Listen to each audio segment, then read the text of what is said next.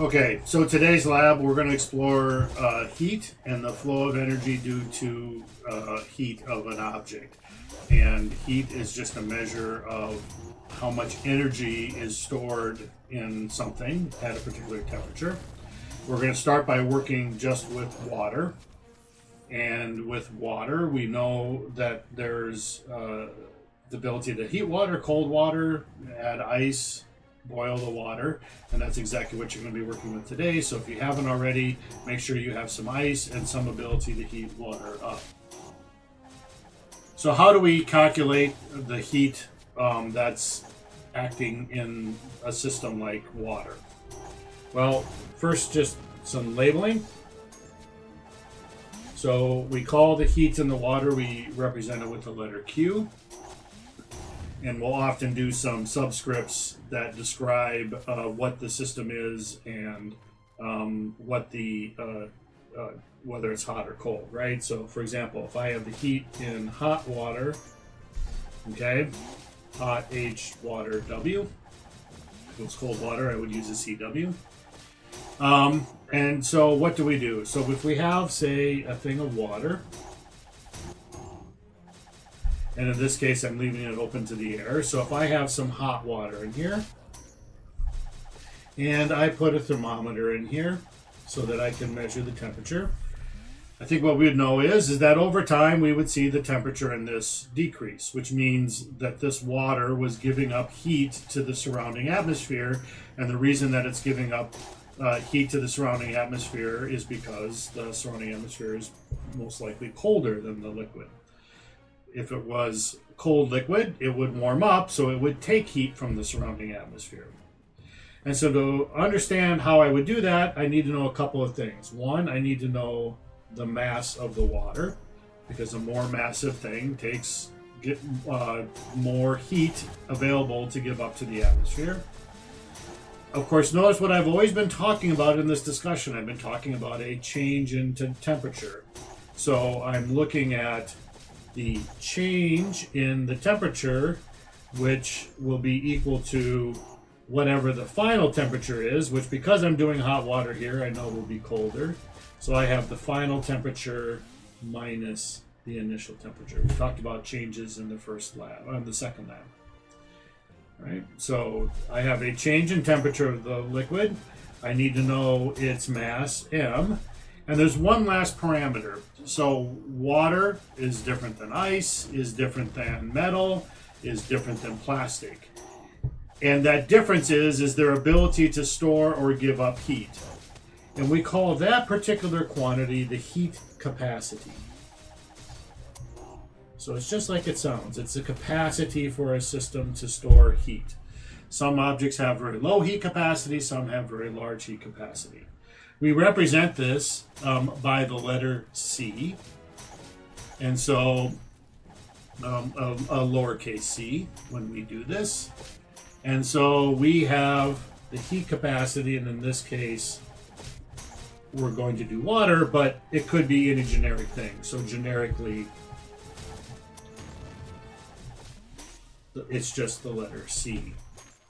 And we would use a subscript to represent the particular system. All right, now we have what we need to do with the heat. It can help in this case to look at what the units of heat of this heat capacity. So the heat capacity, the units are, and again we represent these units by brackets.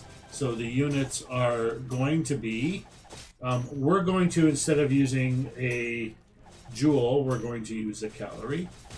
You could also use joules. They're related directly to each other. Per gram per degree Celsius.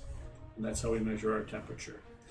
And again, often we won't write these brackets, so we would say that these units are a calorie per gram degree C. So I have already said I know the heat is related to this heat capacity C. And again, I'm going to want a unit of energy, which is this top thing up here, the calorie. So that means I need to multiply by something that gets rid of the mass, this gram, and I need to multiply by something that gets rid of this C, this temperature. Well, so if I multiply the numerator by mass, so I have C times mass, times, well, what's the temperature we're talking about? Well, we're talking about this change in temperature. So the heat that of an object and how much it flows. So this is a flow. This is indeed a change, even though I didn't write down a change. We can always assume that this is a change in the temperature, the heat, related to a change in temperature. So it is given by the heat capacity times the mass of the system times a delta T. So you're going to be looking at the amount of heat, say, in cold water, the amount of heat that's in hot water, and then you're going to combine them together to look at the heat of the final system together and compare how these two things relate to each other. That's going to be part one of the experiment. In part two of the experiment, you're going to determine the heat capacity of an unknown object, in this case some metal washers, by measuring how much heat will leave some hot water and go into cold washers. And if you do a little bit of algebra, you're going to be able to determine what is the heat capacity of that unknown metal. In this case, it's some kind of steel or nickel. Depends on what kind of washers you have in your kit. So again, very short introduction to today's lab on heat flow and a little bit on how you calculate it. One last thing to know is that you're going to be measuring your water not by mass, because we didn't give you a scale, but instead we're going to have you do volume.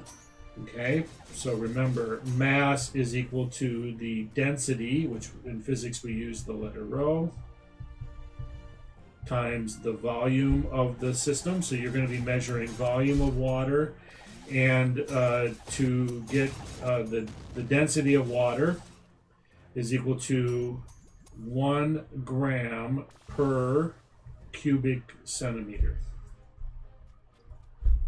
And so by knowing the volume and measuring with the little cup we give you, and knowing the density of water is 1 gram per cubic centimeter, you'll be able to determine the mass of the water in this experiment. So again, as always, this is just a very short, high-level overview. Ask questions or review the material in the lecture for more details.